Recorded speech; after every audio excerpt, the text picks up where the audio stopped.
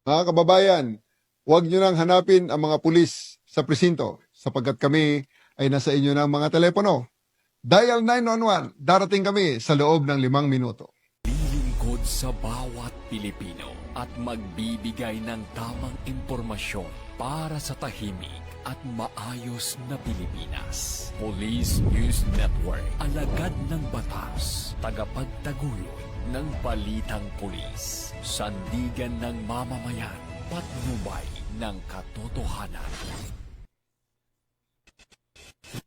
Kampo Krame, maghahatid ng pinakahuling kaganapan at nagbabagang balita. Ito ang PNN Police News Network. At ngayon, ang inyong mga tagapagbalita. Magandang hapon, Bagong Pilipinas. Kami ang inyong alagad ng batas, tagataguyod ng Balitang Pulis. Patrolman Regan Robles mula sa PNP Aviation Security Group. At ngayong hapon, makakasama natin muli bilang guest co-host sa programang ito, si Seaman First Class Journalist Rosel Faulbe mula sa Philippine Navy. Magandang hapon po sa iyo, ma'am. Magandang hapon din po, sir.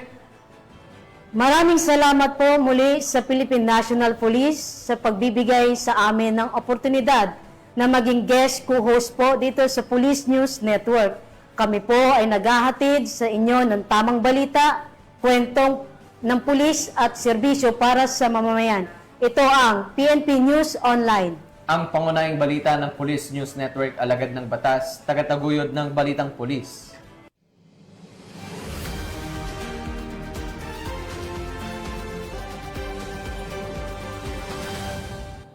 Narito ang mga balitang dapat niyong abangan.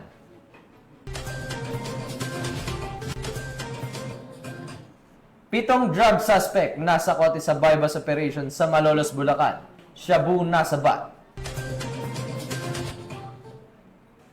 Peking dentista arestado ng PNP Anti-Cyber Group sa Iloilo.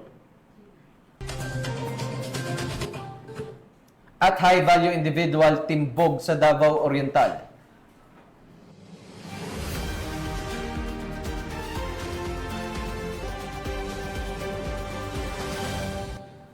Narito ang mga balitang hatid ng ating PNN correspondents mula sa iba't ibang panig ng bansa.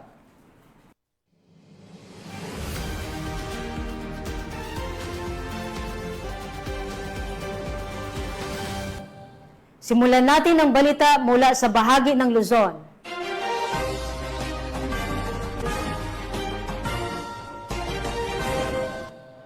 Nasa kote ang pitong individual matapos mahulihan ng mahigit 200,000 pisong halaga ng shabu sa isinagawang anti-illegal drug operation ng Malolos City Police Station sa barangay San Vicente, Malolos, Bulacan. Ang pagkaaresto sa mga sospek ay bahagi ng tuloy-tuloy na operasyon kontra ilegal na droga. Alinsunod sa direktiba ng PNP Chief Police General Nicolas Torre III sa layunin putulin ang daloy ng ilegal na droga sa mga mamayan. Naakibat dyan si Patrolwoman Janice Bulahaw. Arestado ang 7 drug suspect sa ikinasang anti-illegal drug operation ng mga operatiba ng Malolos City Police Station sa Barangay San Vicente, lungsod ng Malolos, Bulacan.